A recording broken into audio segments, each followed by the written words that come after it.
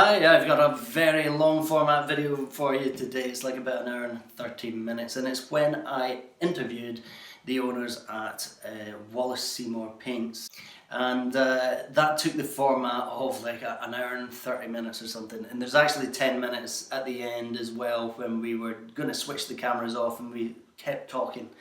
And we could continue talking all evening about various things to do with paint and other such materials to do with art. So interested to know what you think about the long format form, so you can give me some feedback in the comments below. It isn't an advert by any means. I've been using their products recently, and I thought because they're a smaller company who nobody really knows about, we could get some of their feedback from their professional sort of point of view.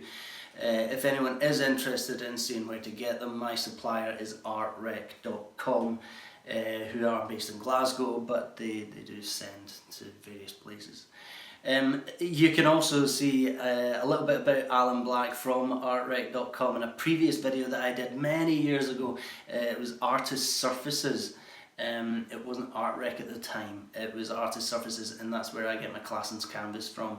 And there are other canvases available, as are there other paints available, but I hope some of the information in the following video will give you general information about good quality paints and why you should use them. Enjoy the film, and I'll see you in the next video. Hello, welcome to a studio in Scott Nason Studio. If you don't know who I am, I'm a landscape painter, Scottish landscape painter. And I've got a very special video for you today. We're going to be talking about materials. Yes, it's the paints that you work with. We all work with the paints, and some of you know nothing about them. And my guests today are from Wallace Seymour Paints. So we've got Rebecca Wallace, Pip Seymour in, and thank you very much for coming to the studio. It's fantastic because I've been using some of your products recently, and they're really good. We're going to mention mostly about the oil paints because that's mostly what I'm working with. We're going to mention the acrylics that you do as well, but also substrates, things like that. But I think that most people out there, and I think that you've probably felt that yourselves, is that they don't really know enough about the way that paints work. And when an artist comes from using sort of student quality paints, that they're a bit surprised or don't know what to expect when using the good stuff, shall we say.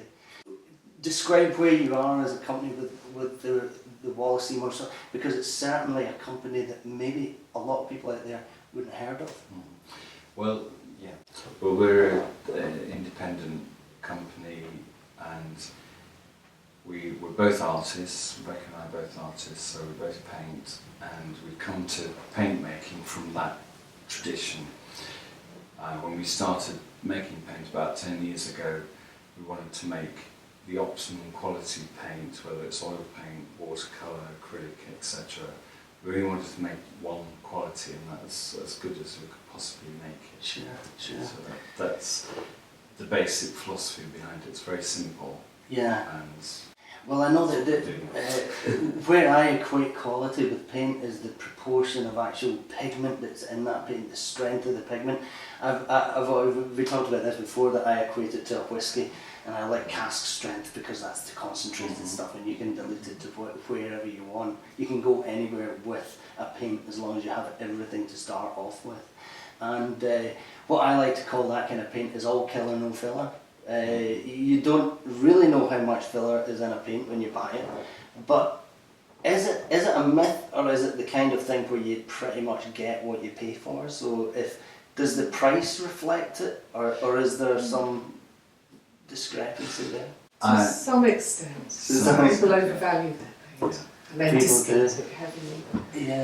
yeah, I mean, you do get what you pay for in if you imagine that the manufacturer is making a good, honest product, then the best quality paint will do the job. Yeah. And it's really, I think, if you look at it on a very basic level, if you're a plumber and you go around to fix somebody's blocked pipes, you've got to know how to do that, but you've also, the material that you use has got to last. Yeah. So It's the same for painters. I think it's that longevity, the longevity of what you do, and I think especially when I was a student, so we'd actually talked like off camera about how at art school you prime up your substrate with that emulsion or something, and you don't really know. The first problem that you arise is you get the sinking in, where your colours just disappear into the sponge that is the emulsion. But there's also the longevity, how long it lasts. When you're students, you think, well, nobody's going to look at my painting in 20 years' time. This is rubbish. You come from an idea that you don't value what you do. And when you become a professional artist, you're encouraged that way by galleries. I think galleries are the ones that most appreciate that, because what they've got is they're the first person that a customer comes back to if their painting starts to crack a year down the line, you know. So why is it? Is that the reason that artists really don't look in properly to the longevity specifically, and how long? I mean, you phone your plumber back up and say, look, burst pipes are even worse than they were because you've used the wrong stuff here, you know. They're called cowboys. I think there's a culture of, for some reason, the art materials business has been hijacked by cheapness, and if you learn to play the piano, you don't buy a plastic piano or tennis rackets, even if you're a child.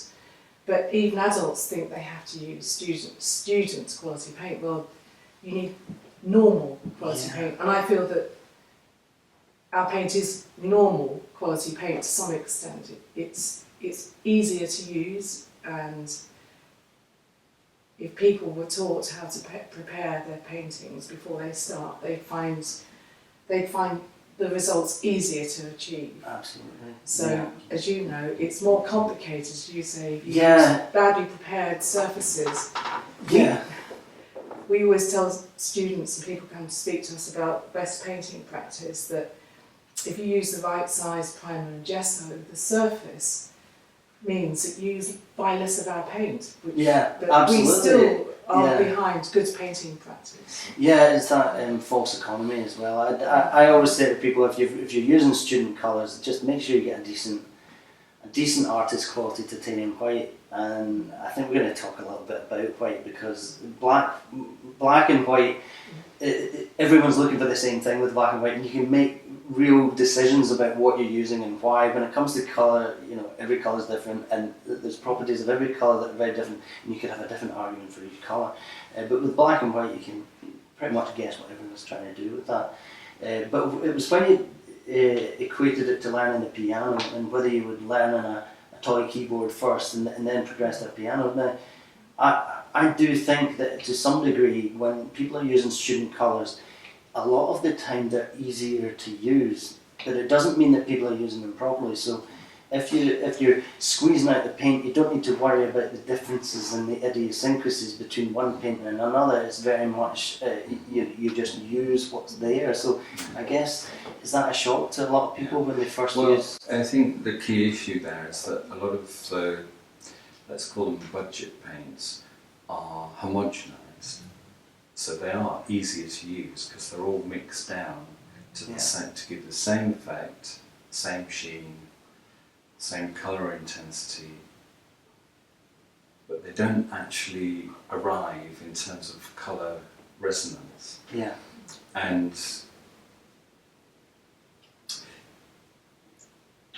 as an artist you take the time to, let's say you take 6 key colours and you make mixtures with white with each of those colours, maybe 2 or 3 different brands of paint, you soon find out which one's good and which one doesn't perform. And these homogenised budget paints always give a drab, kind of matte effect where the light is absorbed into the surface rather than light arriving on the surface and then going back into the room. Yeah, there's a kind of deadening of the colour. Sometimes I talk about deadening of colour. Most of what I have associated with a deadening of colour seems to act mostly in the wrong substrate, like a too absorbent a gesso, and I think we might touch on the gessos as well. Because, well, let's touch on them just now. What have I got here? You give me one of your professional acrylic gessos. let's talk about substrate, because that's where everyone starts a painting, is the substrate.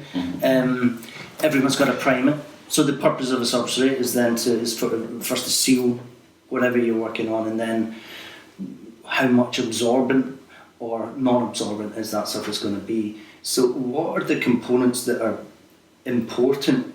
I mean, me as an artist, I like something that isn't too absorbent. It feels like the colour is sitting on the surface. When you have a thin paint, you feel like none of those colours are deadening and that sinking in of the colour. So what are the important things to think about when choosing what you use on your substrate? I'd say Well, we start with Rebecca. painting. What is painting? A lot of Yeah. people are frightened of colour, but you want something that's alive. So if you use homogenised paint, somehow you haven't been challenged and it just doesn't look like a painting because it hasn't got that challenge and things are lost. Yeah. You need the painting, you need it to sit on the surface, so the magic works on the surface, upwards into your eyes. Yeah. And you need to be able to control it. Yeah. So well prepared surface, you'll find the brush flows more easily, Yeah. you'll control the drying time, and you can make the mixtures and control the mixtures. Yeah. But it's an alive piece of work. The pigments will stand proud. If you use a cheaper or an unprepared surface, as you said, the paint gets lost and sucked back into the surface. Yeah, you get that. And the pigments aren't sparkling on the surface. Yeah. But I think the key thing here is that the artist finds the surface that they want to work on Absolutely. that actually gives the effect that they're looking Yeah. for. That they're looking for, but they And need to understand. You know, and that's done through experience and trying things out. But Yeah. essentially, if you make a comparison, if you put down layers of sizing, priming, and gesso in a specific order, which I'll explain in a moment, you can create the optimum support for painting. Yeah. If you go with the mass-produced spray-applied priming on ready stretch canvases, you're so far away from that, realising that, and so it's to do with sophistication of technique. Is it okay? But it's still pretty basic stuff. What I know a lot of people do now, the surface I use is it's called a Claessens Belgian linen. I've done a previous video on Claessens Belgian linen, which you can find if you Google or search my channel for Claessens Belgian linen, Scott Naismith, something like that. That'll tell you all about the surface that I use mostly. But other surfaces that I've used when I'm using acrylic first, I know that you would get the pre-stretched, pre-primed canvas, and that primed surface just isn't good enough. Is it all right to just sand that surface down that you're not happy with and reapply a gesso that you're happy with by brush? Well, kind of, yes. What's the problems with that? Because I know The that problem is that you don't, let's look at a very base level.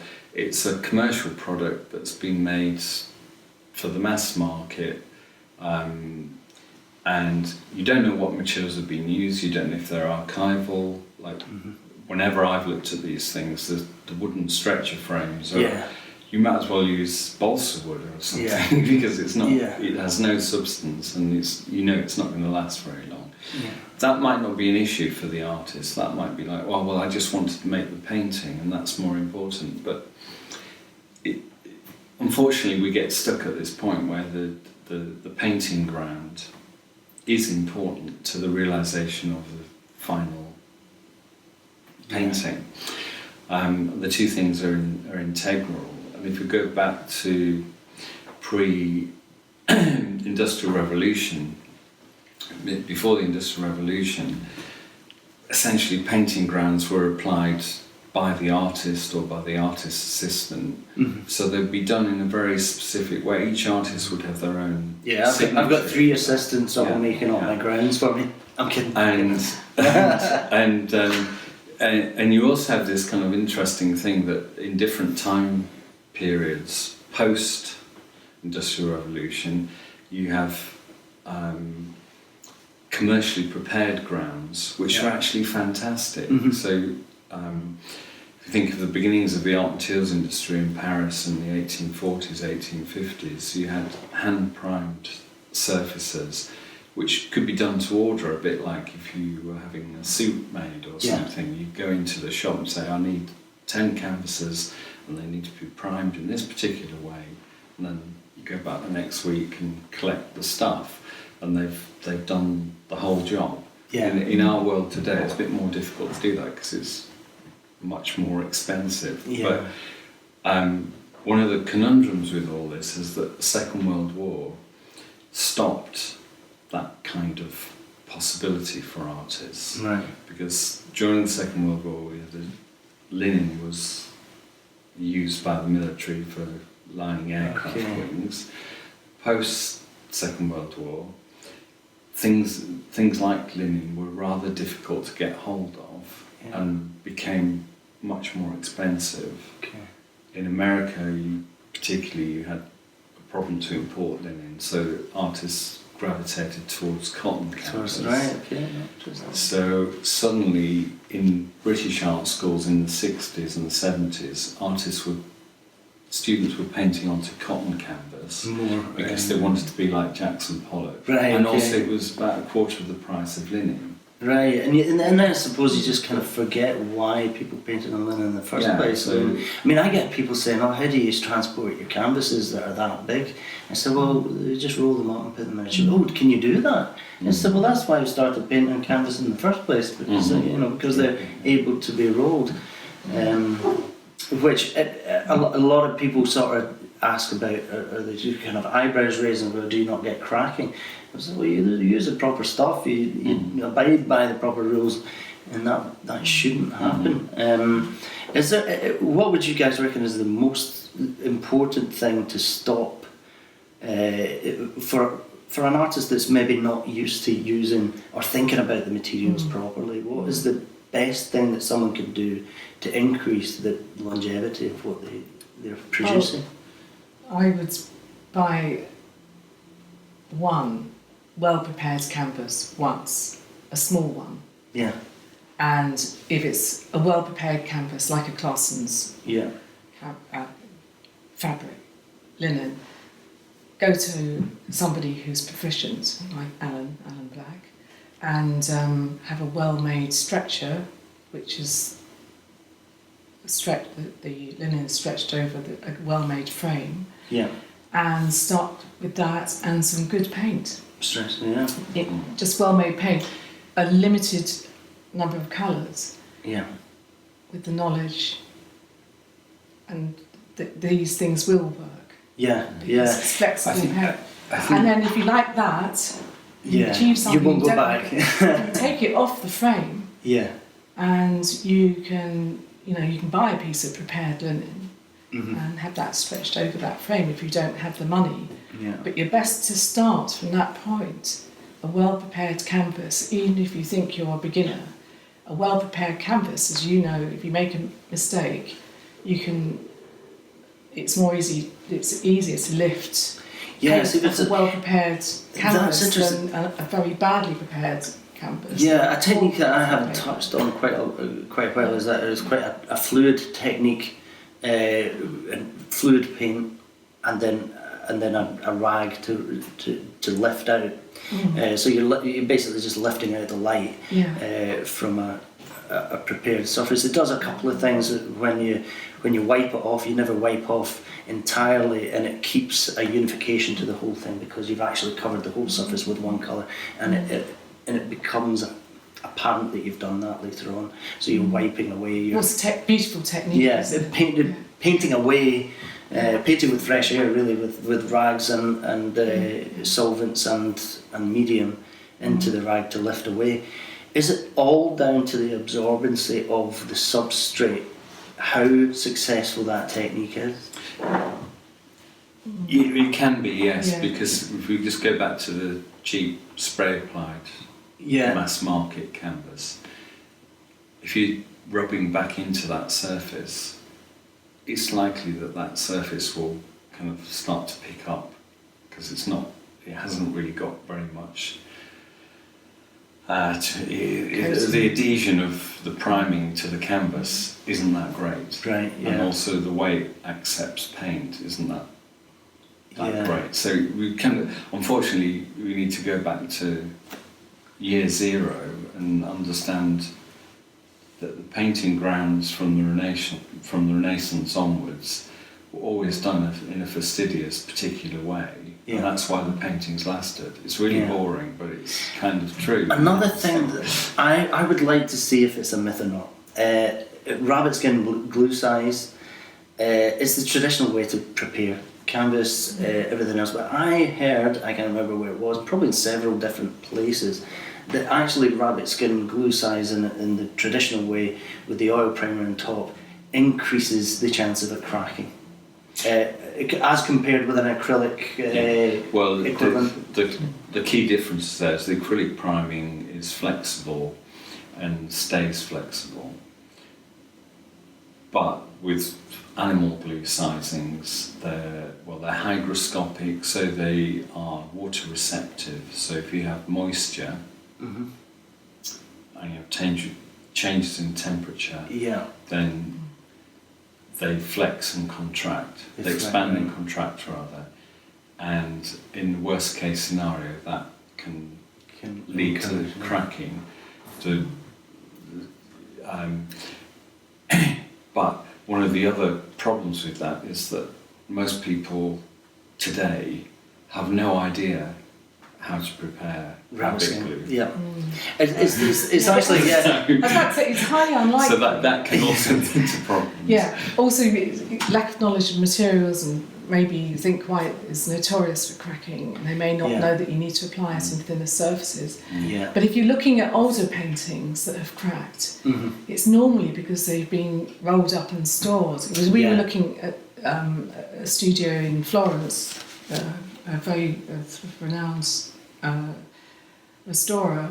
She was working on a 1600 painting, and it being rolled up and thrown at the back of a church. It's quite an awful painting. Really. There's nothing wrong with the painting. The painting being beautifully prepared. It's just the way it's been treated handled over the 400 years. So that might be why, but quite often it's to do with maybe not understanding, and it may take 100 years before painting starts to crack. Right, yeah. So there many. I would say it's more confusion in acrylic sizes, because some acrylics can be brittle. Yeah. And they're more likely to We're talking about brittle, and you did mention zinc white, and I want to talk about white, so this is a good opportunity to do that. You mentioned zinc white. Somebody commented on possibly my last video that was out, which might have been 1982 at this rate. Apologies for the lack of videos on the show. There's hopefully going to be more. And yeah, somebody said, who may or may not have been. The problem with YouTube comments is you don't know whether to listen to them or not. And what too many people do these days is listen to YouTube comments. But some people are quite knowledgeable. You just don't know. What they said was, never use zinc white, it cracks. Now, it's surely not as simple as that, and I use zinc white, but as you said, just it's thin applications, it's whatever. But if you're using zinc white on the early layers of a painting, now I used to use Kremnitz white on early layers of the painting, but now I think I'd be put in jail if I did that. or the person that sold me the Kremnitz white might, because it's pretty much banned, or any kind of lead white based paint is. And that was traditionally a kind of underpainting white, which dried nice and quickly, and it wasn't as brittle as like the zinc white might be. So what I've done with zinc white is I've combined it with some alkyd mediums and some sort of elasticity within the medium that you're using, adding a little medium to get it to. What should we avoid with zinc white, and how should we use it properly to avoid brittle? Yeah. Well, the key issue with zinc white is to do with the thickness of the layer. Right. So there are lots of examples in the work of Van Gogh. Probably everybody knows him as a painter. He was using a lot of zinc white oil paint, and in relatively thick passages, and also applied in a kind of let's say in an energised form, Right. so rather than a mannered application. But fairly impasto, fairly thick. Yeah.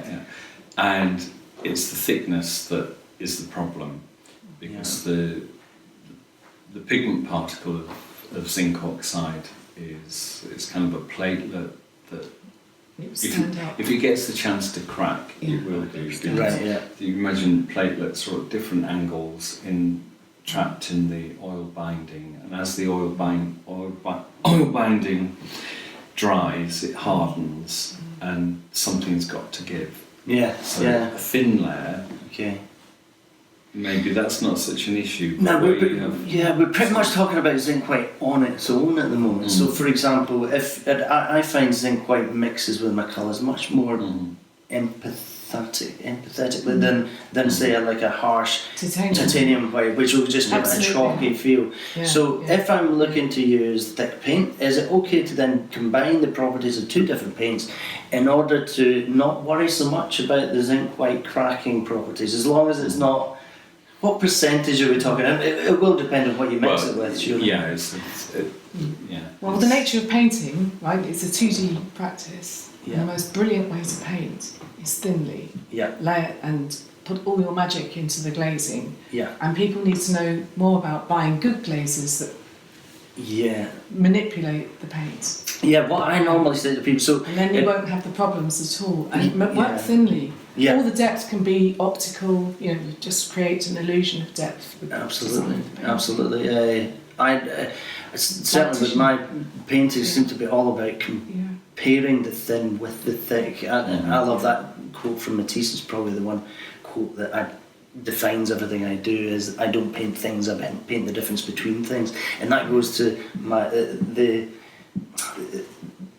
the stuff that I use to put on canvases then becomes so important, because you're really painting the difference between how the paint behaves there and how paint behaves there, and really immersing yourself in the kind of properties of the paint itself.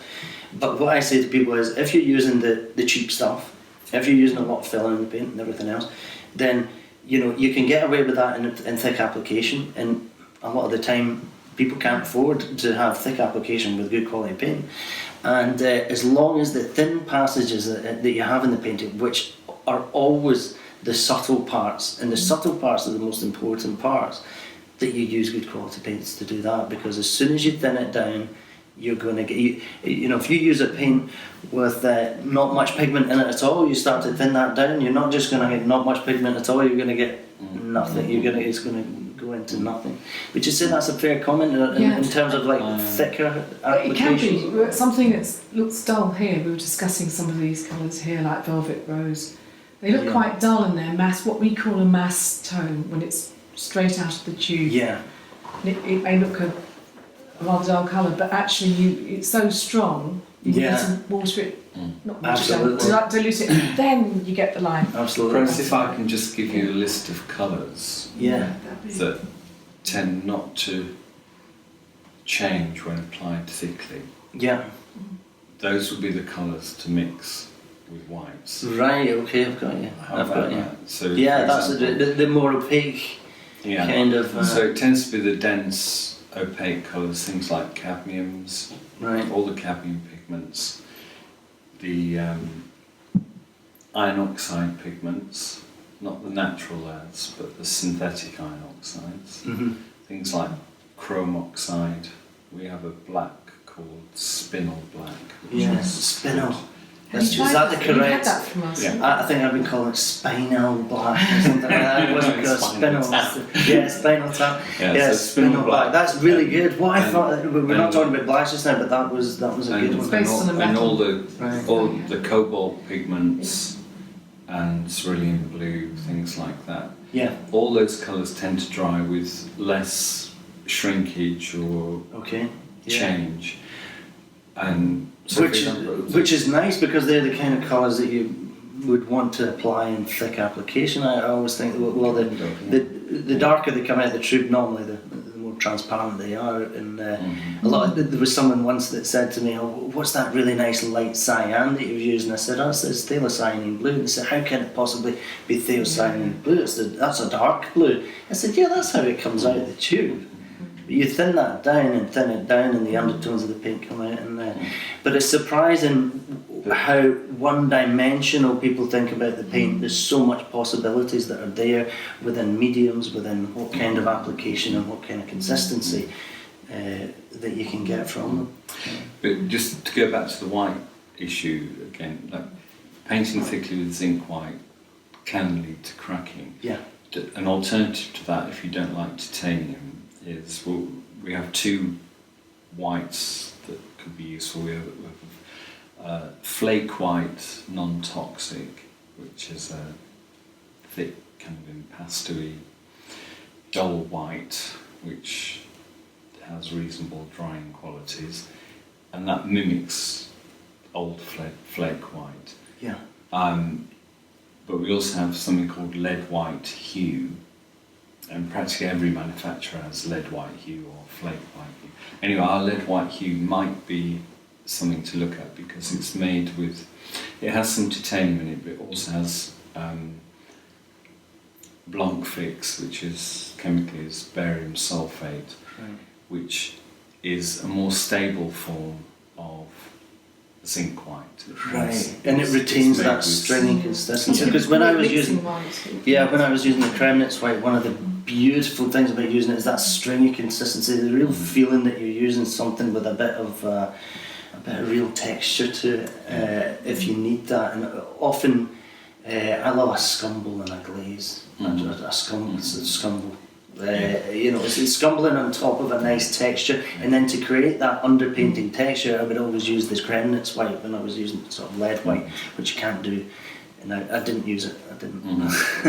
But unless we have an online petition to overturn the European Union regulations. Yeah. Okay. Well, we could do that. We've got a lot of it. Yeah. Just. It's never killed anyone. Bootleg white. We'll create some bootleg white. But yeah. So other types of white. So I've been using when you said about the zinc white mixing, it's probably just as well, because we're not really. The reason that you're working with zinc white is to be softer on the paint when mixed, and in that way you would kind of be only really mixing it with the. With say thiocyanine blue is very dark, and then you want it to lift it into that lighter colour. Titanium isn't as harsh on those kind of colours, or it doesn't seem to me as it's as harsh as on those colours, because they seem to retain that undertone through the brutal use of titanium white. But when used in glaze application, that's when you can't touch it with titanium white, because it overpowers it. So I think really when you're using zinc white properly, there's no actual need to go very thick with it anyway. So, but to understand that in the outset is an important thing to know. And make sure it's not too oily under the layer of zinc white. And it sounds very complicated, but it's like cooking, or we all discuss driving. Yeah. You'd never drive a car, but it becomes, if you start from the bottom and start with very well-made products, sensibly made products, you can't really go wrong. You just grow from the space of good preparation and understanding. I think zinc white's beautiful. Just going back to the beginning of the conversation, one of the things that we try to do as manufacturers is all the time going back to the source material and keeping the paint as close to the source material as we possibly can, so that the individual characteristics of each pigment is what you see on the colour chart and what's inside the tube, rather than this kind of homogenised. So when artists become familiar and have knowledge of the individual characteristics of each colour, it's really powerful in terms Yes, of what it's best to you can get to know do. just 3 colours really well, and as Yeah. you said, the whites really well. Yeah, the white. Well, on the First. subject of white Yeah. as well, before we move on, you can talk about white.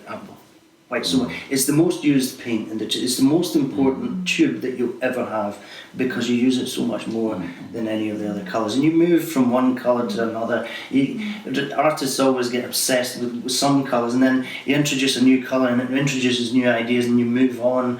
And the more colours, the merrier. I think a lot of artists can get stuck with the same sort of limited palette, and then they continue with it, and then they become maybe in this comfort zone of using it and think, well, if I go outside that, it will be like Superman without his powers. It's like I'll be left powerless to do what I trust myself to do. But pushing the boundaries, just living on the edge a wee bit, improves where an artist can go with things. Yeah.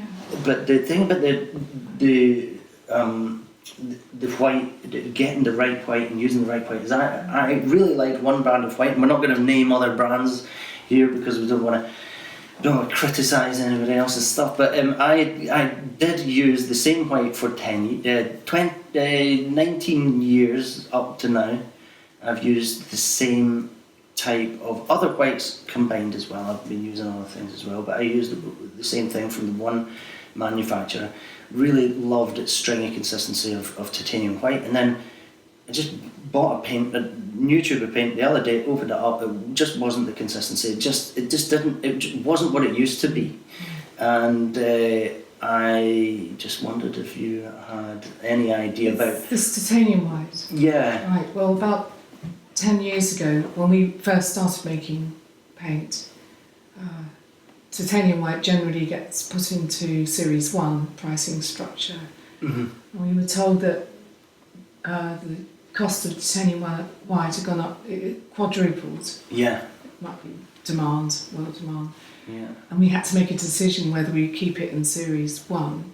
But it's a big problem for paint manufacturers because that's a very basic part of their business. Particularly It's for quadruple in in price. the wider paint and coatings industry. Yeah, house paint Yeah. industry. House it's paints, problems. etc. Yeah. Industrial paints. Titanium white is in everything. And everything, yeah. And without it, Yeah. what have you got? Yeah. I mean, it's interesting. It's an interesting conundrum. Yeah, there's interesting dilemma. There's So certain things things. may have But had to I change was it. going to perhaps suggest one small thing. Mm-hmm.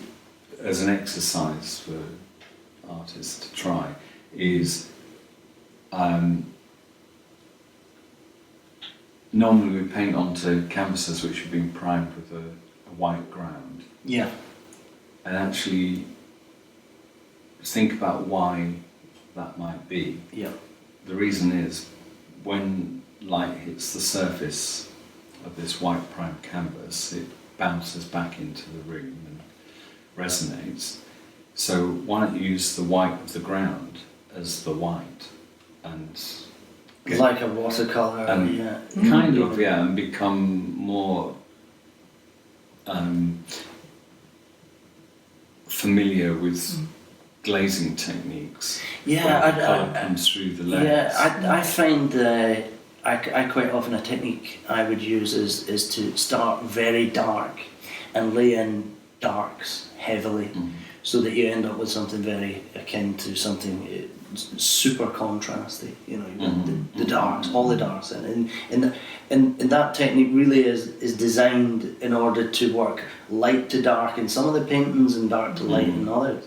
And then what I feel that does is it allows me. Well, you've got to use opaque paint on the dark areas and translucent paint on the light areas, and not exclusively that. But what it does is it exaggerates that effect of the optical mix that you get from glazing, and that bright backdrop. A lot of the time, if I'm doing glazing later on in a painting, then I'm painting something over the top in opaque lighter colours, only then to glaze back again so that you still get that same effect, but it might not be the white of the canvas. But traditionally, yeah, all the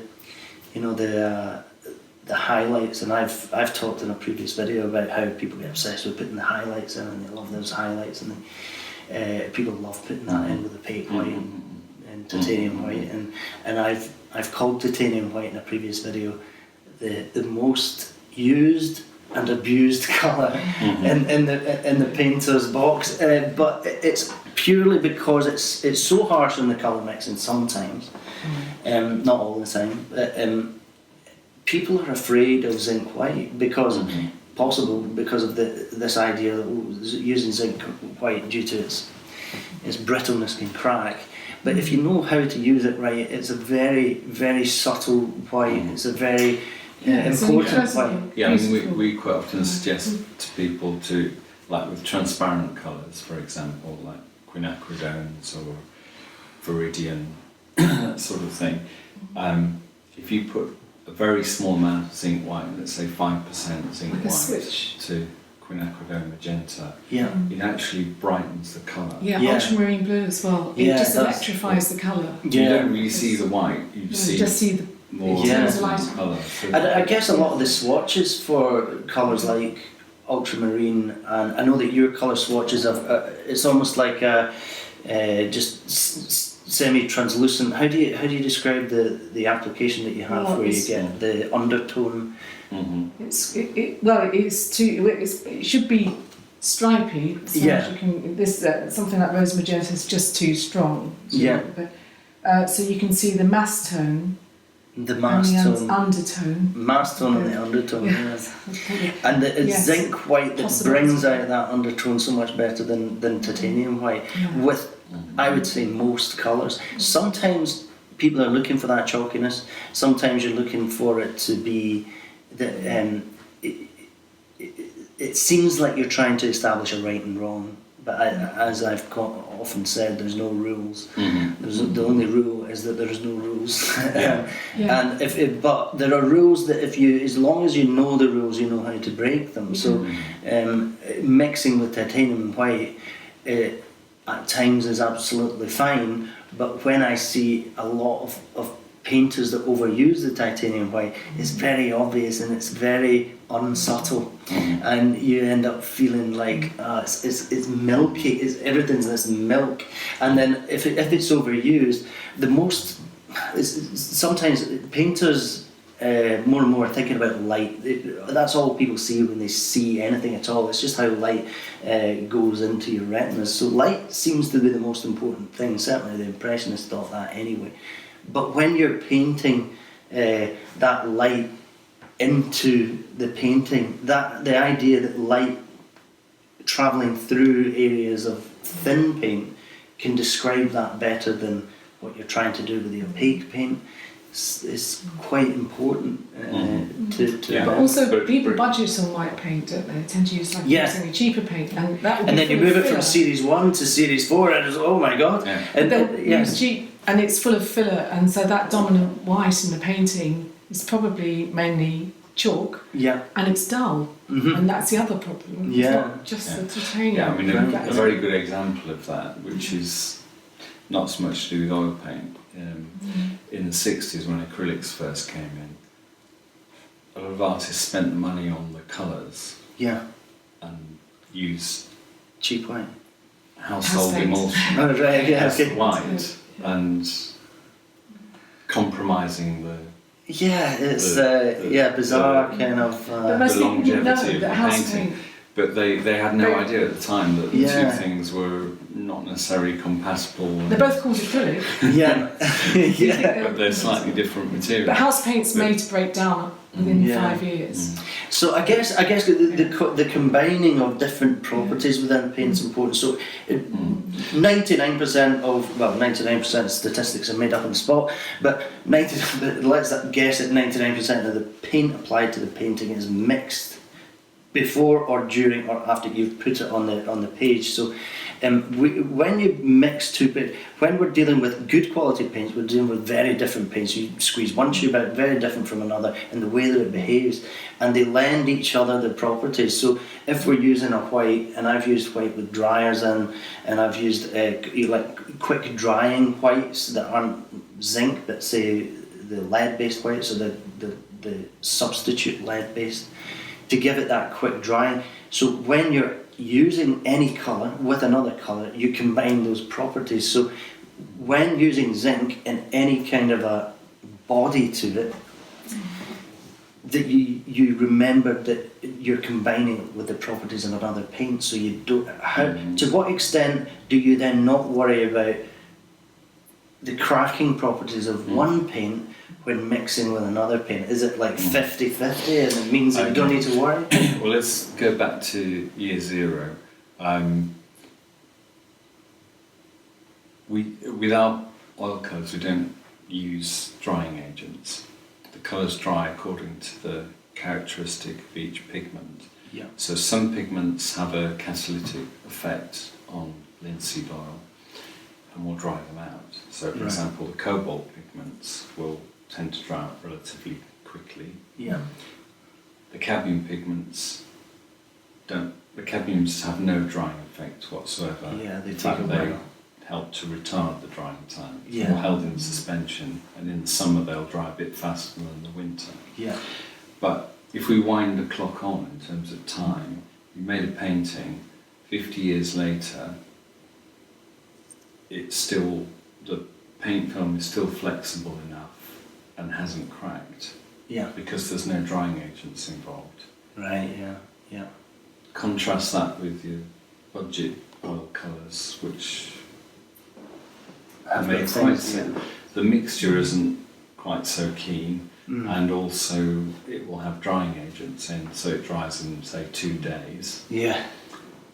That's catastrophic for the life of the painting, because the drying agents are the same drying agents that the sign writer used to paint the pub sign. That had to dry in one afternoon before it started raining. Yeah. Yeah. But every 5 years they renew the sign. They used to repaint the pub sign. They wouldn't do it now; it'd be made in plastic or whatever. But you know, it falls into that. Yeah, and one of the pigments that takes the longest to dry is titanium white, this dominant white we talk about.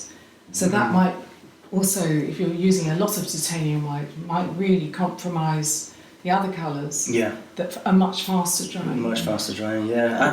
I've always had the feeling that the faster drying pigments, say your burnt siennas or your burnt umbers, Generally, those generally they seem to, in my experience, quicken the drying times of the slower drying ones more than the slower drying ones. Yes, it's good to know. Yes, absolutely. Which is handy when you've got tight deadlines. But not that the stuff that I paint in tight deadlines has a certain colour but then you might end up with just brown paint. Yeah, so there was I went through a burnt sienna phase when I was tight for time. It's great. It's beautiful. And there are many grades of burnt sienna. Beautiful. Well, I mean, more and more these days, I base my palette upon the outskirts of the colour wheel, if you like, and it means that any burnt siennas or anything that could just be described as that kind of a tone within my paintings tend to be that I've mixed to get there. So I tend to, and I think that's probably been the last 10 years. And I have barely touched any of these tertiary colours, the burnt siennas, the burnt umbers, I haven't touched them. Only maybe for like drawing in, or drawing in the first drawing bit, but for anyone that watches my time-lapse YouTube videos, they'll realise that I pretty much don't do any drawing before I start painting. Something else just to mention about drying time is to go back to, we were talking about priming grounds, is that a careful preparation of the ground can also help the drying.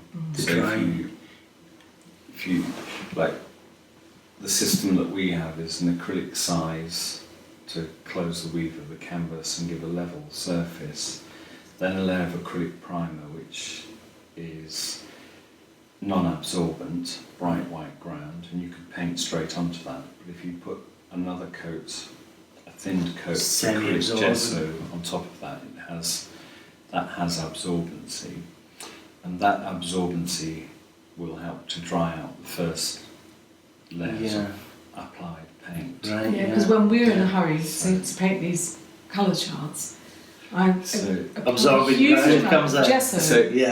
If you're very kind of analytical and focused about this, the first layers of oil paint could be things like raw umber, cobalt blue, fast drying colours, maybe mixed with white, but the white will then dry out as well, that go down as the ground colours, and then the colours that are applied on top of that will lock into those colours, so everything will dry out proportionally slightly faster than if you just do it in a random style. Traditionally, you Which is put probably, burnt I would probably paint in a random style. Were you ever taught through that tradition of putting a tiny amount of burnt umber into the white on the first layer? I guess not taught. Well, I think we had a conversation before we turned the cameras on, and we were talking about how you don't really get taught painting at art school. I mean, the first painting I did at art school in oils was painted on top of emulsion onto MDF, which is I wouldn't recommend anyone did that. And yet, you know, there was very little taught in terms of the paint, why I think is so important for anyone watching or anyone to get, you know, the manufacturer's take, especially when the manufacturers artists themselves and the integrity of that come across with the information. I think that's so important.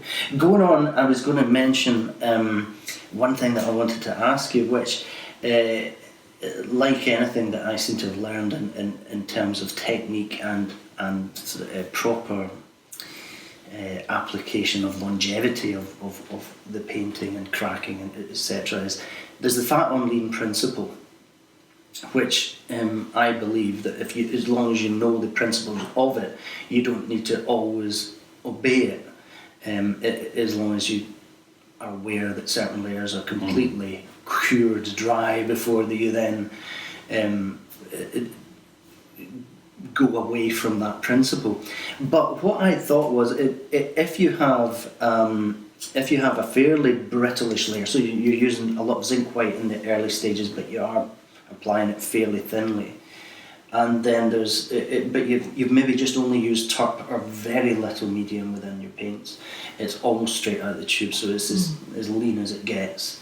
Maybe you've even at times I can absorb some of the oils out of the paint to try and get a stiffer paint, and then in a later layer, and you can tell me if this is accurate or not, that an oiling out using medium would allow earlier layers of the oil painting to absorb oil from later layers in order to then improve the elasticity or the oil content of the earlier layers. So the earlier layers are completely dry, oiling out, and then there's some absorbency of the oil paint, of the oil from the oil paint. Myth or accurate? Well, there's a lot of dilemmas there. If the paint film's closed over and is touch dry, and then you oil it out, that will happen to some extent, but it's not something that you have control over. Yeah. It's a little bit Might unknown as to what become happens. detached. And we tend to kind of veer away from oiling out. It's something from English paint technique. I know here we are in Scotland, and Scottish paint we shouldn't mention this, but there's English paint technique from the 1920s, 1930s, where you did a lean underpainting, then you did the oiling out, and then you slap more paint on top. It kind of doesn't work. And also you have another thing that happened in English paint technique in the early part of the 20th century was they had these half chalk grounds of a kind of an emulsion with rabbit glue, chalk, bit of pigment, and a small amount of linseed oil, so it's kind of like an emulsion ground over a layer of rabbit glue. Okay. And it's a real sandwich of instability. Right, okay. There's all kinds of things can go So on, it's and you've got the oiling out on top, so it's going to be like you're creating trouble. So I the way that I've looked at it before is that lean layers always tend to be less glossy. So there's less of the oil to create that gloss. And so is it psychological or reality that those less glossy layers have more absorbency to them, in that those lean layers would maybe have some ability to absorb the later layers of oil? Well, by design they're more open. Yeah, sorry. They're more Yeah, They're more porous. more porous. So But that doesn't necessarily equate to them absorbing absorbing the oil. the oil oiler, might just- the fatter layer on top. The oil might just be trapped in that layer. because once Yeah. oil starts to harden, it's you can't Yeah. reverse it. Yeah, absolutely. Can you though with turpentine? Some people rub turpentine. Yeah, but that's really, I don't know, that's generally Have you ever heard- turps Rub- percolate down Yeah, let's discuss it. into the because previous I- layer and soften it. Yeah. which Say is- that. that also creates. So turp would be. The sort of myths that you should. Yeah, I've always kind of. I pretty much don't use turpentine on its own in my paintings. I would reckon. I would like make up, even if it was a third medium, 2/3 turpentine. I would use that before we'd use Yeah. like turp. Yeah, well, that's consistent with That's- how turpentine has been used in paint technique until relatively recently. Yeah. Maybe in the 1950s onwards, artists started to slosh turps about here, there, and everywhere. Yeah. Prior to that, it was used sparingly and Yeah. as a means to dilute the medium, Hmm. to change the. I mean, consistency of the one medium. exception to that is if turpentine's used on a rag and you're pulling it back to Mhm. either a dry application of oil paint and you're just removing all pigment from a layer. I would use it then because it's the only real way to get back to either the bare substrate or the dry previous layer. But other than that, yeah, it's a dilutant that I would use to purely thin out a medium rather than anything else. Just to go back to the oiling out thing. Right. Two things to say about that. Number one, if this kind of lean ground layer is kind of dried off, or it's touch dry, it's matte, blah blah blah blah, and you want to revive it slightly, Yeah. the best thing to do is to get some spray varnish. Damar. Well, more particularly picture varnish, gloss picture varnish in spray form. Mhm. And you put a very light spray Yeah. of that over the areas your you want lean to area, deepen. because it dries on contact with the surface. Right. It's just very small amounts of resin, synthetic resin that. Is that faster drying than separating the layers more, so that the idea of the absorbency of the oil from the next layer going to the previous layer? I'm asking in a way that my initial layers, I'm very lean, to be fair. There's a fair amount of oil in them anyway, but I've always seen it as the traditional dead layer, which is your tonal application with maybe a burnt sienna or burnt umber applied to get the tone, and then the oily layers are transparent on top.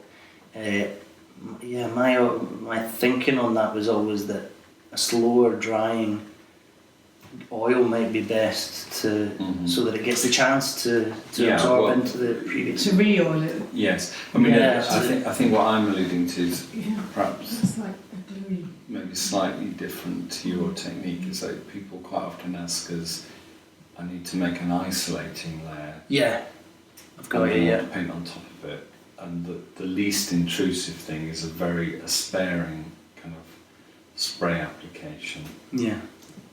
because it doesn't completely close the surface, but it will just do enough so that the next layer of paint will sit attach. a bit more on the surface, but Yeah, still have okay. something to grip to. But the second thing I was going to say about it is the enemy of the life of the painting is the time that the artist takes to paint the painting. Okay, I think I'm with you there. The long, yeah, so it's a bit of a head so thing. So you best paint it quicker. Does that So if you paint the whole painting in one day, yeah, you pretty much do anything. Well, it's pretty because cake, it will isn't lock it? in Nothing together. really. But if you have a break of say 2 weeks between one layer and the next, Wet on dry. that is usually where a chemical change has happened to the layer of oil paint. So whatever goes on top It's of it, always a trickier. it's like, I don't like you. Yeah, thing. it's always a trickier thing, and I paint probably 50-50 acrylic and oil on canvas, and it has its own idiosyncrasies as well. You can kind of, after your acrylic application, you're thinking, what's that surface like to paint oil on top of? Is it going to take properly to that surface? And an isolation layer, and I described what I used as being a kind of a clear primer that gets put on top of it. And that isolating layer just giving you a more stable thing to put the oil on top of that, and one that doesn't sort of work negatively on what you're trying to achieve already with the acrylic. But yeah, coming on to the next thing, because I think the technicalities of how you paint something is so crucial to the longevity, and the longevity of painting is definitely something that not enough people, certainly at the starts of their careers. I think there's a denial that you could ever be any good, or you could ever be anybody that anybody would want to buy something of. There's this self-deprecating thing, this complete lack of confidence with all artists when they start out, me being no exception, that you think nobody's going to really still have a painting I did in 10 years' time. But you're doing yourself a disservice. You've got to plan for the future, you've got to use the right stuff, and you've got to say to yourself, well, I'm 20 years down the line now. If I painted 100 paintings a year, that's a lot of paintings that are out there, so there's a lot of people that can be going, wait a minute, this isn't right, and so you've got to be, from the very outset, pretty responsible with what you do. I think as soon as you're selling work, not necessarily selling work, but showing work or whatever, as soon as you're serious about it, it's the first thing to check is what I've done going to stand the test of time? Because if you don't address that situation, for sure the gallery are going to say, we need to move you on to some proper paints. We like your painting, Scott, but there's a lack of I mean, we talked previously before about the lack of consistency in terms of products that you buy out there. What does it say in the label? How can I trust what's in that? Yeah, well, there are no regulations. Yeah, I mean, regulations. The labelling is kind of advisory, apart from the health and safety information. Yeah, if something's in any way kind of damages anything, you've got to kind of put bars around that. Even that is not necessarily disclosed. It's something that the customer or the end user can request from the supplier. Well, I mean, that kind of thing's vague, but it's not half as vague as artists need will be when they produce a paint. So I've often thought, if you produce a painting, is it of benefit to put a small sticker on the back or something unobtrusive, some sort of bit of information on the back of that stretcher bar or something, to say this has been produced with these paints. This the substrate was this. These paints are this, and you will be interviewed. Sure. Rebecca, everywhere we go, Rebecca carries a copy of the National Gallery Technical Bulletin. I can't remember which one it is. I really like. It's some paintings from the palace in Siena. Yeah. Anyway, it's a dreadful story of Griselda. If you read one of those technical bulletins, what they do in the technical bulletin is they employ people working in conservation to analyse how the artist made the painting, whether it was a commission. If it was a commission, did the person making the commission stipulate what should be used to make the painting? and by process of elimination they find out more or less how the painting was put together. Yeah. So from the point of view of the 21st century museum curator, the first question they should ask a living artist when they buy a piece of work is what materials did you use? Yeah. Because we need to know what's going to happen in 50 years' time to the painting. So you're using Clausen's canvas, which has a very high name, and you're using artist quality colours and mediums and stuff. You're in the right zone, but yes, it would help if And what you were saying about said what you use. thinking you're worth more, because it is a reflection of you. Everything that you make is all about you, and it's wonderful when people say, oh, "I'm not sure." I say, "Well, this is when you paint well. I will see your work, you in the work." Yeah. And so you're not going. You've got to give yourself a chance and buy some sensible quality. Yeah. And do start with a good priming layer, whether it's wood or. Yeah, good start point and continue along the way. The next, I would on that exact subject of quality. When I started using these, it was something I hadn't come across before. Is that they are milled in cold pressed linseed oil, and that is different from, say, another manufacturer, which would have been, well, let's just say not cold pressed. It would have been maybe refined linseed oil or just say linseed oil.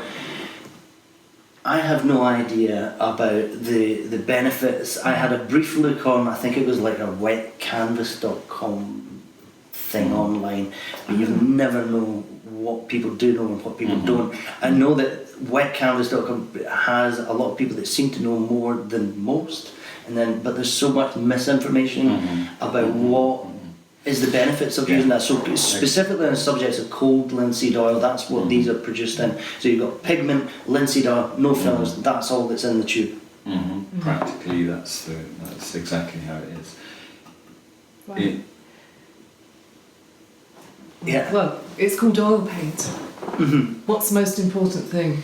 The oil or the paint? Well, the paint is the combination, but the pigment. Obviously the technique of the way we make it is like cooking or anything else, any other craft as well. So the difference between cold pressed linseed oil and refined linseed oil is that refined linseed oil is mass produced, huge amounts of it are made for the industry, and it's heat expressed. They heat it up to almost fry the oil out of the seeds. And it also may not be entirely linseed. Linseed seed is quite an expensive crop to produce now, and cold pressed linseed oil tends to be, well, it is more acidic in its pH value, and refined linseed oil, which has no provenance, you don't know where it's come from, and crops vary all over the world, they will vary in quality, will be more alkaline. And when you mix cold pressed linseed oil into pigments, by its nature, because it's more acidic or is acidic, it immediately attracts to pigments. So universally it will attach beautifully with rocks, synthetics. So so it's the ability for the combination. What paint is the combination of the pigment and the binder. It's like a chemical. But the adhesion of that binder to the pigment. So in real terms, what do artists? They don't have a clue about anything. I'm not saying I'm one of them, but maybe. So if we look Brushing at out. commercial refined linseed oil, as Rebecca said, it's made on a vast scale. It's also highly likely that it will already contain a drying agent. Okay. Now contrast that to the oil that we were using in the paint, which comes from one farm. So every time we buy it, there's a slight change because different times of the year, different productions, etc. You have the viscosity can change and also the colour can change slightly. We accept that because what we're trying to do is get closer to the raw materials Yeah. from pre-industrial revolution Yeah. type paints, because we want to get away from this homogenized feeling within the paint.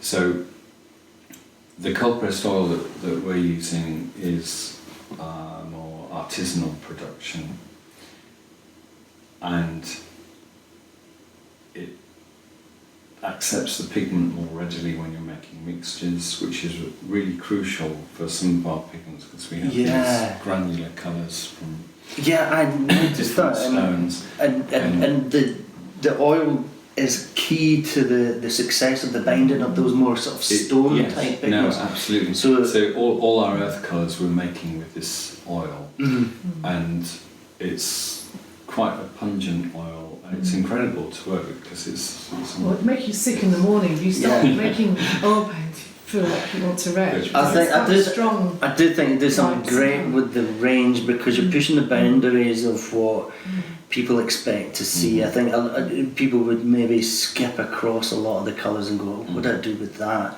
But I think crucial within the creativity process, that you don't allow stagnation in the materials. You go looking for something new, because that can produce the new idea.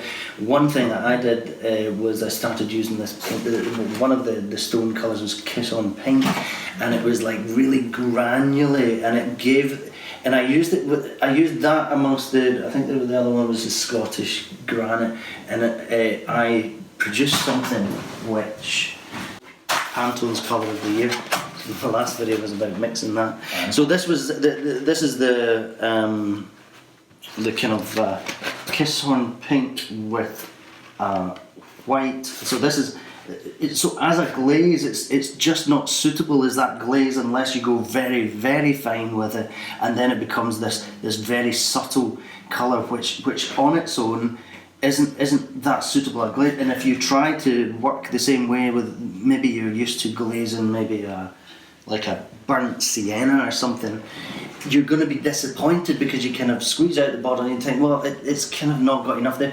And then you realise that really the importance of it is when you start. So this is my ultramarine blue, and what it does to that colour, it kind of softens it, and it gives you this colour that you just didn't expect when you start mixing. But also it's this combination of the properties where you get this very stone-like quality to the ultramarine blue, and then you start really thinking differently about ultramarine blue when you realise how it can go.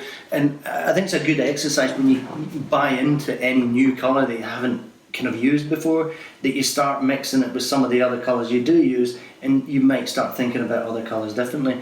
And then it got me to, and I produced a painting based on these kinds of stone type textural colours, and it wasn't so much, although the colours were creating more of this softer kind of feel to it. I describe it as softer, but it's a look to the colour, but it was the texture as well, the texture of the paint, which made the scumble different, which made the use of the fingers in the kind of thinning. I do a lot of smudging with fingers to thin areas of the paint, and it felt quite satisfying and tactile, and in a way that other more kind of creamy paints might have worked. And I think that exploring these different paints is something that I guess creativity you're able to push the boundaries of creativity because you've got that ability to do. Yeah, well, I mean, one of our kind of ideas about all this is to maximise the possibility for expression. Yeah. And to help artists to move into directions perhaps they didn't think about before. I quite often mention Cézanne, which is a bit of a boring art historical thing, but you look at the surface of a Cézanne painting, you realise that he's using quite a lot of metal-based pigments, things like viridian, ultramarine, etc. But he's also using natural earth colours. Yeah. And when you start to look closely at the surface, there's a different kind of Is it a different finish? A different appearance from one passage to another. Yeah, the difference between things. And that can be the thing, a bit like you were talking about thick and thin applications of paint, and the kind of push and pull between that. You can have the same thing with texture. Yeah. That helps the eye to move around the painting. Yeah, I love that gradual move.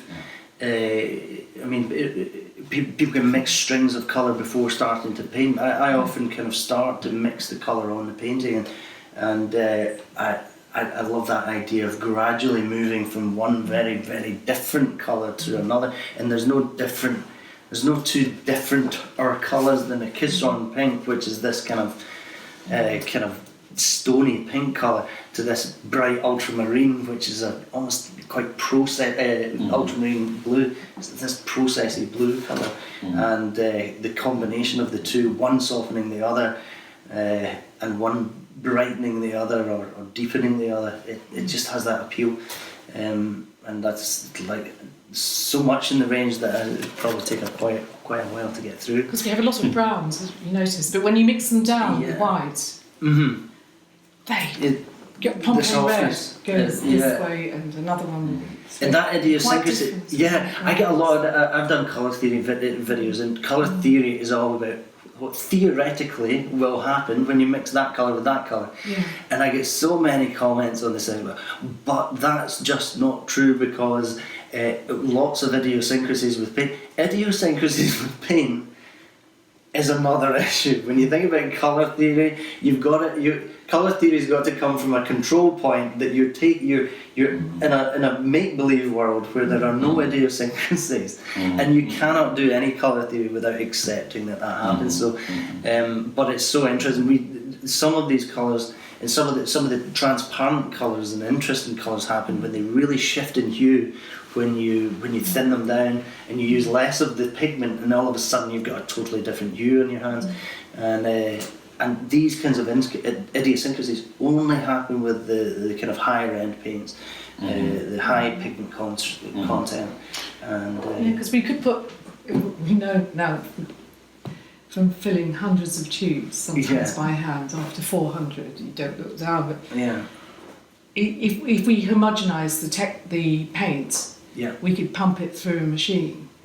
But you compromise the pigment, because you cannot have the masking of the pigment. You squeeze it out of the tube. Sure, this is very close to. We make it as close as we can to handmade paint. So it's quite different to mass-produced paint. You're getting. Hopefully you can see the difference, and your eye can jump around. Absolutely. And absolutely. Just looking at the swatches like that to someone that's very involved with colour, it's just like, yes. Because it's like sweeties. A lot of artists ask, well, why are they in different price series? And why are they different weights? Well, we didn't even cover why that was. I think most people understand. I think the demographic of people that don't understand the one pigment is more. Well, it can be to do with that, the expense of the pigment, but it can also be to do with the length of time it takes to process the material, and some of them are, they take a long time to sort out. Like gold, gold paint. It's made with a very high quality pearlescent paint. That stuff you brought to just show just the. But in oil paint, if you want pigment strength of the gold acrylic. There's one thing. The more you mix it, because it's another particle that likes to stand up, and it can be quite rough. So I thought, I'll try and make liquid gold, and I think it was probably an hour and a half later, I finally got this blob of liquid gold oil paint, and I painted. But does it make you money? Probably not. I'm not into the metallic paints, but I have used metallic paint before in my experimental youth, and that's proof of how much pigment we put in our paint. My estimations of it was that you kind of need to use it in some sort of thickness to get any kind of reflectiveness to it. But the thinner you went with it, the more it didn't really seem like gold anymore. But that appeared. Sometimes what appears to be the dullest colours could be the naughtiest colours, things, maybe not Vicenza, but even a real English red, if you glaze it, Yeah. when it's mostly glazed, you get Yeah. a completely different effect. This is the gold, see, it's almost like gold Absolutely. itself. Right. If somebody was standing over us and saying, well, that should really cost about £50 for a small tube for the amount of time we spent in it, but it's just an experiment to see. Yeah, no, what it's doing. but if it's an experiment for you, like, well, where do you pitch it with cost? Brilliant. Well, we could talk for another 3 days, but it's like it wasn't dark when we started. It's dark out there now.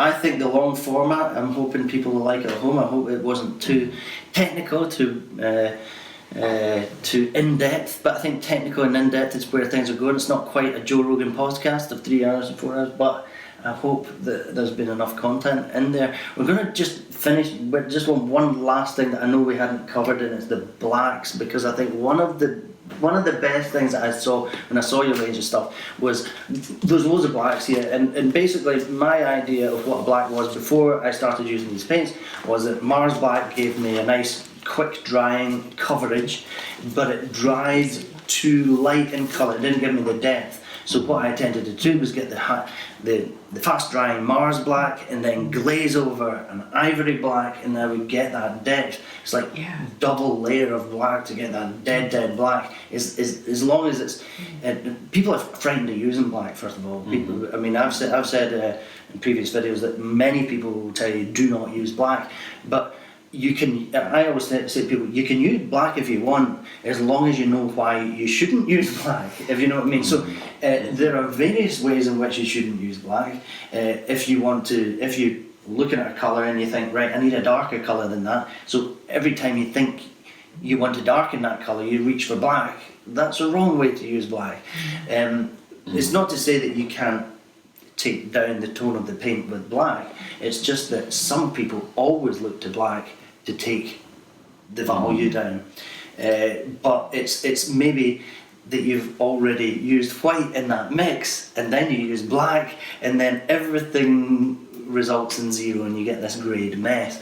So I think when people don't understand black, they think they shouldn't use it because they've had bad results using it before, but they've just used it improperly. So first of all, first black that I was going to mention is the one that I was most intrigued with, and it was carbon oxide black, and I've already talked about this consistency, this stony consistency, and I got that with that. Can you explain what that is? That's really to do with two different pigment particles. They're different structures, so they slightly go against each other. Yeah. And so you get this very slight, I don't know, kind of granular type effect. And we made that because it's basically a fusion of iron oxide black with a carbon black, what we can refer to as ivory black.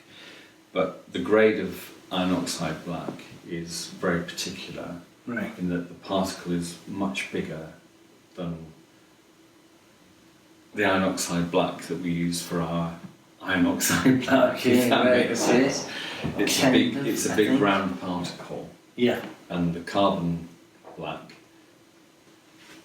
particle is tiny, it's minuscule. Okay. Okay. So Well, my findings of it, and I've So you probably get a got another. velvety jumble of black, and it's That's really much better black. explanation. Yeah. It's a Well, couple of this is how I experimented with the blacks. Well, this was this, and this was just a various. I'm just going to briefly show you. You can pause the video if you want to have a close look at that. Anyone that's watching. So I experimented with your vine blacks. Spinel black, not spinal black, carbon oxide black, Roman black earth. In fact, it was the Roman black earth I was thinking of, because just briefly to explain what's happening with my little, you probably know what I'm doing here, is thinned with a small amount of medium, but not much. We're just getting the flat colour, and then it's zinc white mix. And then it's how sometimes an effective way of creating a nice soft green is to mix a yellow with black. So I cannot remember which yellow this was, but it was pretty opaque, and it was to see how much the black affected the yellow when you pass over the boundary of where the black is. Now it's just to check how tinting the black is and how much it deadens the colour of what you're mixing it with. So and how it thins out. So these are thinned with paint. The upshot is that the Roman black earth meant that you could get a deep black as long as you didn't thin it too much. You get a deep black, and then you can eat into that. So so a technique where you would lay down something to keep nice soft edges is nice. So you would set down, say, a silhouetted figure, if you like, and then you begin to paint the negative space behind that figure. But when you touch the black, your brush gets completely infested in black, and it dirties everything. Everything. Unless you use this Roman black earth, that particular black had such a low tinting strength that you were able to paint up to the black and then not worry too much about how much black your brush picked up. And that's just putting it into practice, the different properties of black paint. The other property of that particular Roman black earth was it dried in a day. The next day it was done. And Spinel black was near that kind of drying time. And it was giving me the properties that I was getting with the Mars black. It wasn't giving me maybe the coverage that Mars black gives you, but most of the time I'm not really looking for black to give me coverage. I like to use black quite thin, and allow, basically because I don't allow it to seep into the other colours that you might touch when you paint wet on wet, because that's another reason why you shouldn't use black, if you start to kill colours that you touch with the black wet on wet. So I was just an interesting thing that got me thinking, I can now use black more often, because I wouldn't have used black in that case because of what it does to my colour. But if it's so much softer on the colour, then I have more opportunities I can explore. Yes, it allows you to modify things around it. Yeah, it's a really useful colour.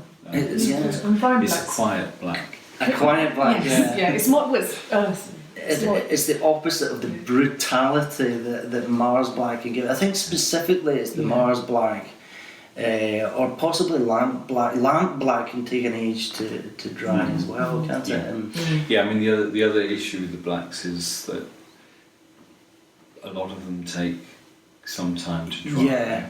Even thin, I mean, it's proper ivory black. Sinking and madness. Have that. Yeah, and sometimes you've got no idea of how deep your black will be until it's dry.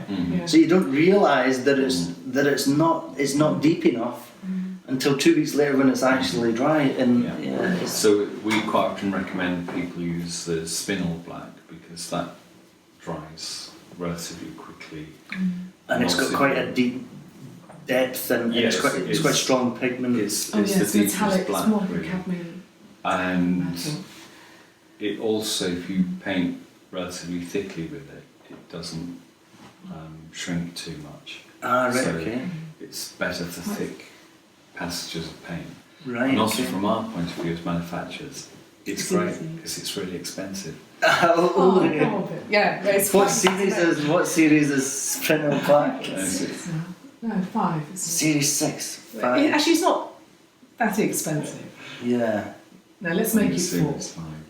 And the Roman black earth, what series is that? That's like that's a low series. That's now native earth. Native series, earth. which is like series 2. So if you put any naturally, I think in terms of, it's very easy to say when paintings become more expensive, but when you're beginning painting, you got to think to yourself, in any other business, your expenses are huge.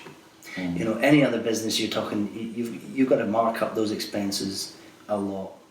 Creating paintings, it's all about the time you put into them, and when it's about the time you put into them, the percentage difference it is to pay pay a little bit more to get the proper materials is kind of it's kind of a no-brainer sort of sometimes, and even if you think that you're only getting a little bit of a benefit from it, well, it's, you know, you're But I think it's also about making the image.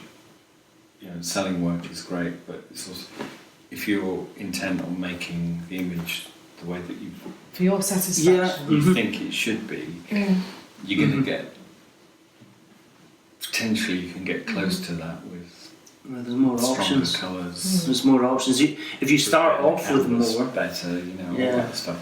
It's you start off with more, you're going to end with more. But we better finish it there because it might well be tomorrow before we finish. Thank you very much for coming along. I'm hoping that all cameras haven't run out of batteries, which they might have done. If they have, thanks for coming along, Pip. Thanks for coming along, Rebecca, and Wallace Seymour Paints. You can try them out. I'll leave a link in the description. This is not an advert. They're here for their expertise, and I've been delighted to use their products. So thanks for coming along. See you in the next video. See you later. I was going to ask you what you think beginners should start with. What beginners should start with? Yeah, I don't know. Beginners will always start with the cheap stuff. If anybody asks me as a beginner and they say, "Oh, should I be using the expensive stuff?" and I'll be like, "You don't need to," because that's what they want to hear. They want to hear that you don't need to. You can. Most of the mistakes that you're making won't be solved by using the good stuff. So solve a lot of those first, and then buy into it later on. You know. But the same way as I tell the kids, you know, if you think you want to go to judo, go along in your tracksuit trousers and your t-shirt for 2 weeks until you decide that you want to do it, and then we'll get you a judo suit and a belt and everything else. You know, because you don't always need to invest in the best at the start, but people get used to using the introduction stuff, and then at what stage do you say that's enough? That's plenty. If you go to, and a lot of people out there that are watching these videos or online, they haven't been to art school. They've taken it up there maybe as a hobby, and if it's just as a hobby, do you want to? I know hobby photographers that have got £3,000 cameras. They enjoy their hobby more using a £3,000 camera. So why are you doing it? Is it to enjoy it? Yeah, that's. And you know, will you get more enjoyment out of it? My brother's into guitars. He spends a fortune on guitars. He doesn't make any money from it. He's a good guitar player, but he's a doctor. He makes his money, you know, saving people's lives. It's your own self-esteem, isn't it? That's a very good point. It's about enjoyment, and it's about any endeavour that anyone does that they get satisfaction out of. You only ever get satisfaction if you surprise yourself, and if you surprise yourself, it's probably because you've produced something that you didn't think possible. Now, is it possible to do that with student grade or bad, bad tools? You know, people say a bad workman blames his tools or whatever, but if it's about enjoyment, you're not a workman blaming his tools. He's got to fix something. They're not enjoying. They've got a job to do. If you're doing it for the enjoyment and you're getting something from it, and there's a lot to be gained from surprising yourself. And I think most of what drives artists on is surprising themselves with what they can do, and they're more likely to do that with. Do you not think there's a bit of confusion in the art materials market because this budget quality paint has landed and somehow it's because there's not much budget, everything's landed on every. I don't think there's an avenue of life where, I mean, people reassess what constitutes something that's expensive. So if somebody's charging you 30 quid for a t-shirt, you think, oh my god, I could get a t-shirt in Primark for £6. Yeah. But it's been engineered in a modern way to get it there for £6. if you compare the difference between a £30 t-shirt and a £6 t-shirt, you might not see an awful lot of difference. There's not much there. difference in that, but everybody knows about cars, Yeah, don't they? Everybody knows what a good car is. And Yeah. they know, you know, they know that. But then you don't know whether they've hidden something there that creates, you know, you don't know whether, how in depth do I need to look at that product to see why it's not as good? Because at first glance it looks fine. If I put a tube of cheap paints out and I put a little squeeze of expensive paints out, visually you might not know the difference. At the beginning. Yeah, and you might need to be quite qualified before you actually appreciate the difference, or qualified. You might need to at least know a little bit about what you're doing, and that's. As soon as you appreciate the differences, it's like the difference between using a good drum set and an amazing drum set is massive for a very good drummer. For a beginner, for the audience. yeah, for the audience as well. But for an audience, it almost, the one that scrutinises it the most is the drummer. The audience don't know why they like it, and you know, they just know they know what they like. They don't know why they like it. So they maybe not think it's the drummer that's got a crap drum set. They may just think, the band is a bit off tonight. They won't know, but it's the drummer. If the drummer's honed his skill in order to know why that sounds better, why that resonates better, why that acts better when I hit that. And I don't know why I picked drums for this analogy, but Like the whiskey. yeah, the whiskey analogy is brilliant. So whiskey's. Yeah. Some people could drink white Mackay and then they'll taste some £40 a bottle, 10-year-old Macallan, and then they'll think, well, that's nice, and then they'll drink a £2,000 a bottle over there. They won't know what's what. But someone that knows a little bit about it is going to think it's night and day, and that's the difference. I think that's why somebody coming in from a beginner level, you would always say, don't worry about it right now.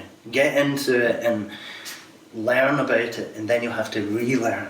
Do you know what I mean? Because using that is almost like relearning what you do, and a lot of people sometimes are put off because, well, I'm using that, the way that those paints act, as a crutch, and if I use that as different, and it means that I can't do the things that I used to do, well, maybe what you used to do isn't that good, and people aren't actually very good at admitting that they're rubbish. You know, that's the problem. You only ever know you're rubbish. Really good. You only ever know you're rubbish until it's 5 years down the line. No one. And then you look back at what you did and you go, oh my God, don't let anyone see that. And everyone else is looking at it and goes, what's wrong with it?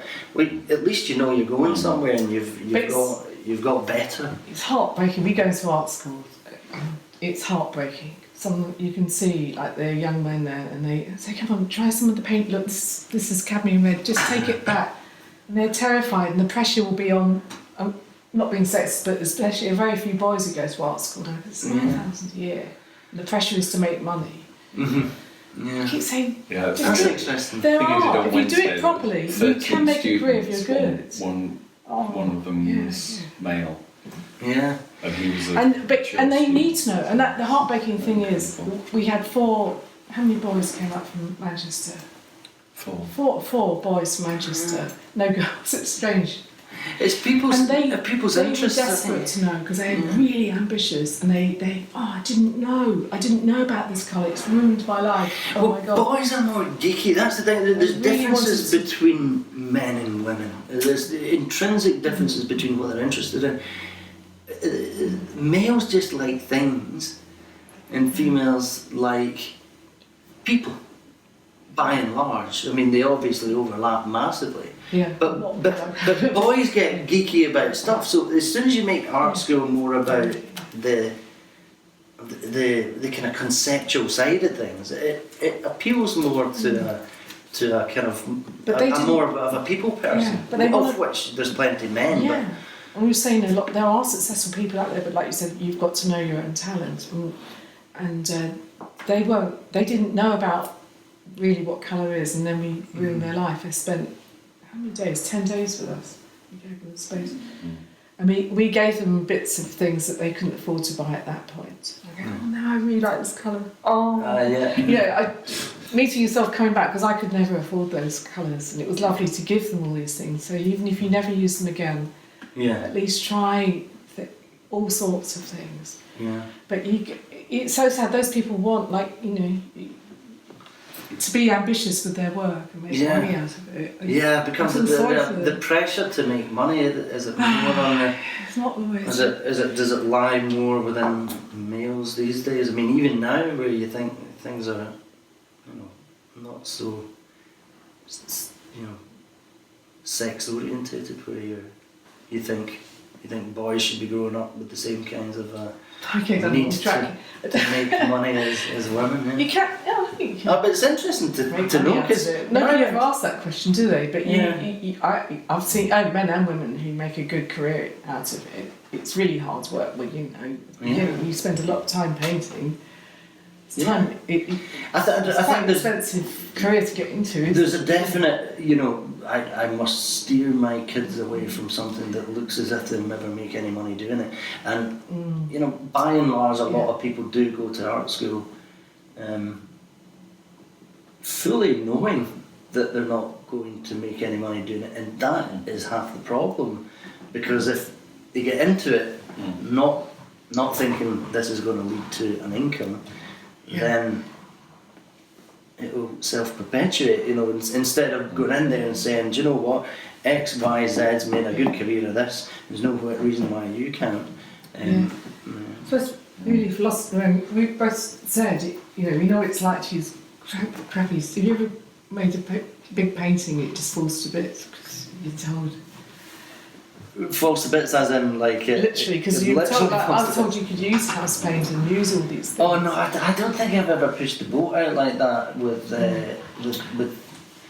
I've heard of artists maybe using motor oil or something. It's all permissible, isn't it? Yeah, it's like you know, we're going to push the boundaries here and we're going to use this or that. The next thing, there was something I looked recently, de Kooning or something used to use water in his mix, so he would use to get this weird consistency to the paint, he would add water and medium water and oil, and in the way that the water reacted with the oils, it gave it this weird gungy consistency that you couldn't get otherwise. And I've always thought, I might try that, and then I've never been brave enough, you know? It's like, it doesn't seem right, it's like the water and the oil, but you know,